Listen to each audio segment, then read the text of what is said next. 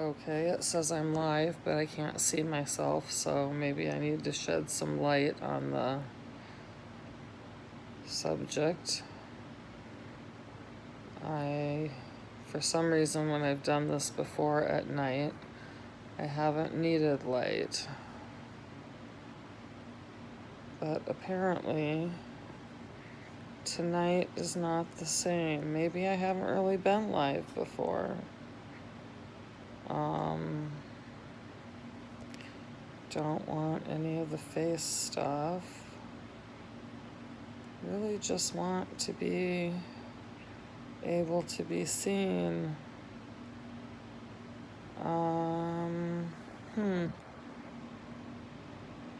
Are there more features? Well, I might have to actually turn the light on and disrupt the night even more. So once again, I think this is my third vlog or attempt at video journaling. It's kind of funny because my first one I actually tried to be presentable and somewhat together. Obviously, I've given up that facade. But I can't sleep. I had a friend ask me the other day with the pain or the disease is spreading into even more of my body and taking over my one remaining limb, but also like just keeps spreading. And she said, well, how do you sleep? And I said, well, I don't very much.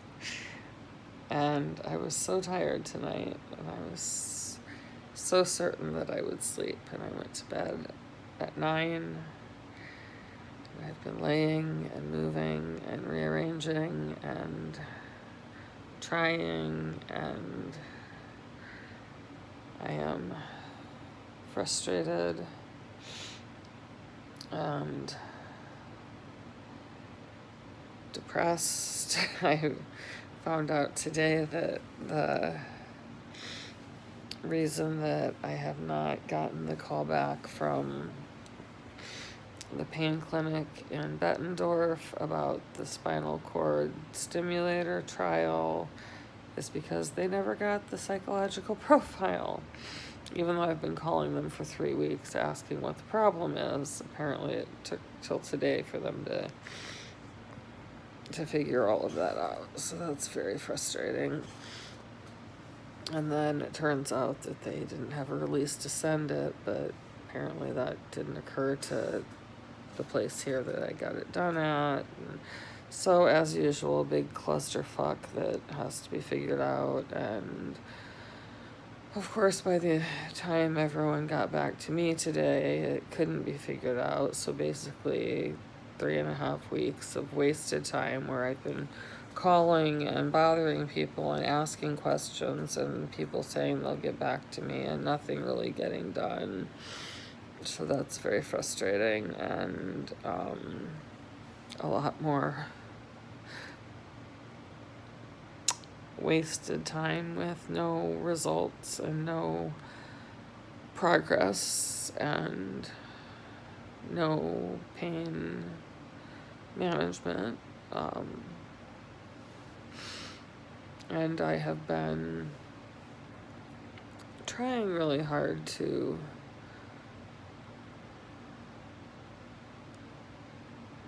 advocate for CPP, chronic pain patients, but some of the stuff I read just, it's kind of like when I am spending too much time in the CRPS support groups, I just get really depressed, and it makes me feel worse because it all sucks and I feel really helpless, and we're all in the same place. And with the chronic pain patients, it doesn't matter what you have, we're all screwed. And I don't know that anything's going to change that, and I was just reading that in Virginia, the number of suicides and alcohol deaths and illicit drug overdoses has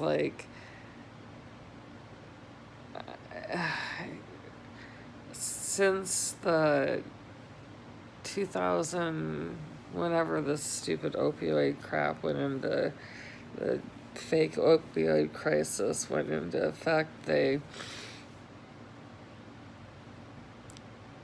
this I forget what they called it because my brain is really, my neurological functioning is really bad today. But they called it like a crisis of care, and people are virtually killing themselves or overdosing because they're trying illegal drugs instead, or they're drinking themselves to death, or they're using alcohol with prescription drugs like their Xanax or clonazepam or their trazodone or their, and I'm on a lot of these things, antidepressants and anti-anxiety things. I'm on a bunch of stuff for various other things because when you have been sick as long as I have, you have all kinds of other things go wrong with your body, and you can't be in this kind of chronic pain with complex regional pain syndrome. It affects on every level, and it has, destroyed so much of my identity and so much of my life. You can't not be depressed or have tremendous anxiety and live through 8 years now of this freaking god-awful, heinous nightmare of a disease.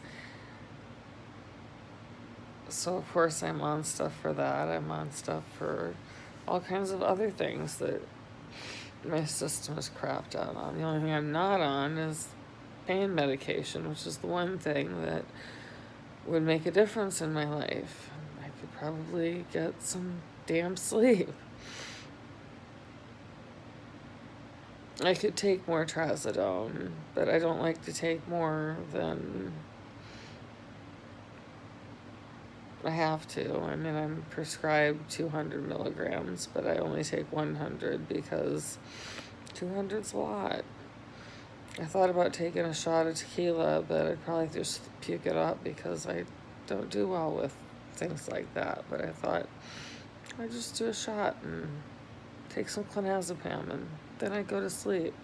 And then I thought, wait a minute, I just read about all those accidental overdose with alcohol and stuff. Probably not a good idea. But a lot of those were, how much is accidental and how much is, I forget what the article said, but it was like people who are so past the point of caring that they don't care enough to stay alive because the pain is so, their quality of life becomes so discouraging. The last couple of weeks have felt very much like that to me, but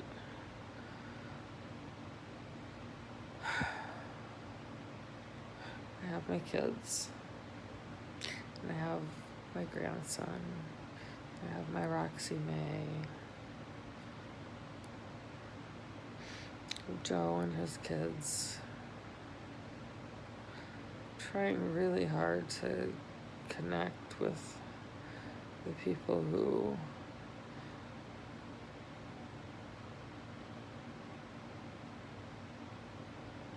to stay grounded. It's really the only way that you can get through But damn, some sleep would be nice. It's hard because, like, I move all the time. Roxy's really good about it because, she just crashes out. I don't know if you could see her there, but she just crashes out wherever on the bed.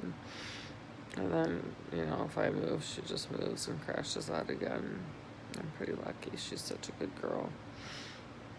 But I move all the time because I can't ever get comfortable, and then I just get snatches of sleep and bits and pieces, and then I hurt, and then I move, and I don't really have a lot of hope for the spinal cord stimulator trial. I'll be ecstatic and excited and overjoyed if it does help, but I'm not going to be disappointed if it doesn't. I can't put out that much hope anymore after the ketamine infusions didn't help. And I was so sure that was, like so many things, the next best thing. I just can't put out that much hope. If I even ever get there, if I ever get to do the trial, then I'm more worried about having leads down my spinal column and how the hell that's gonna be. But it is what it is, and if it happens, it happens. And if it works, I'll be super happy. And if it doesn't, then we'll let that heal up and move on to the pain pump trial and hope for the best there. If that doesn't work, then we'll, I don't know, find a doctor that prescribes opioids or move to a different state. I don't know.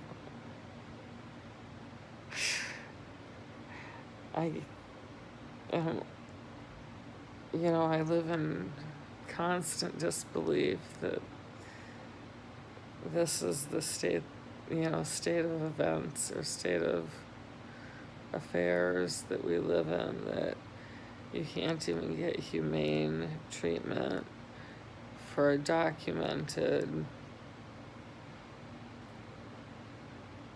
well-documented 8-year-long disease that is literally called the suicide disease because the pain is the highest on the McGill's pain scale, and yet they can just take away pain medication and not care, and yet it just keeps spreading. And if it, once it takes over my left arm completely, I'm not going to be able to take care of myself. So if the spinal cord stimulator doesn't work, that's a whole nother... I don't do that well taking care of myself now, but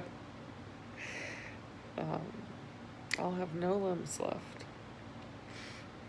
and I don't know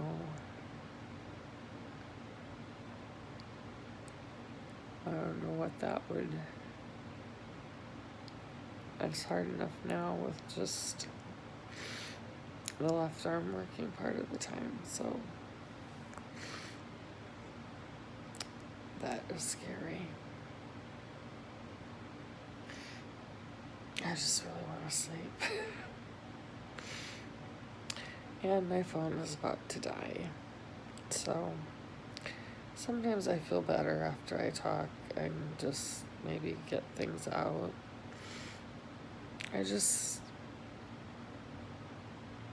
I don't know if it's trying, if there's some massive plan to try to, clear out the species and, get rid of the old and the sick and the broken, or if there's some big pharma benefit that some new drug, or I don't understand because it's definitely like pain med prescriptions are at an all-time low, and overdose rates and suicide rates and the combination of alcohol and illicit drugs or other prescription, non-pain prescription meds combined with alcohol overdoses are at an all-time high, like just skyrocketing.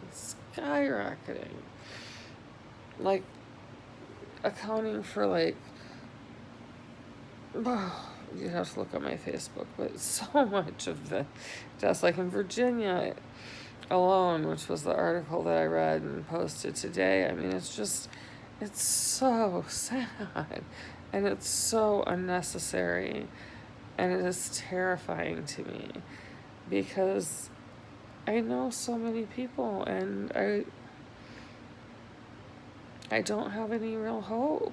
Like, we all keep saying the same things and fighting for the same things, but I don't see it changing.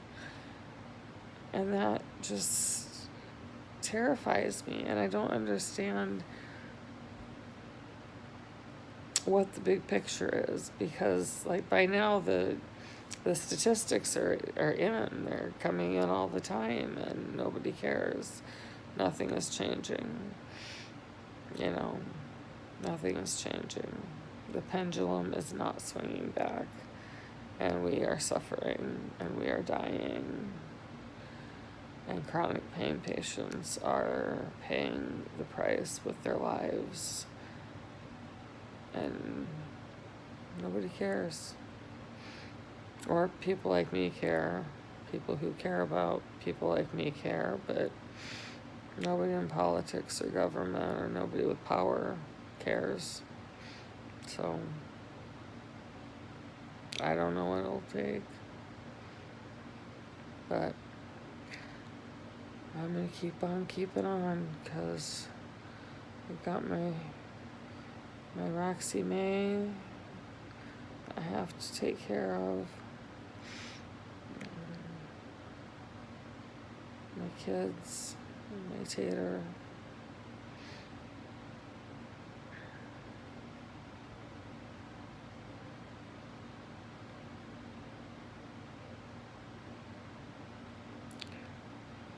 So I keep going every minute, even when I don't want to. Every minute. That is it for now. And hopefully better news next time. Don't seem to have much good to say.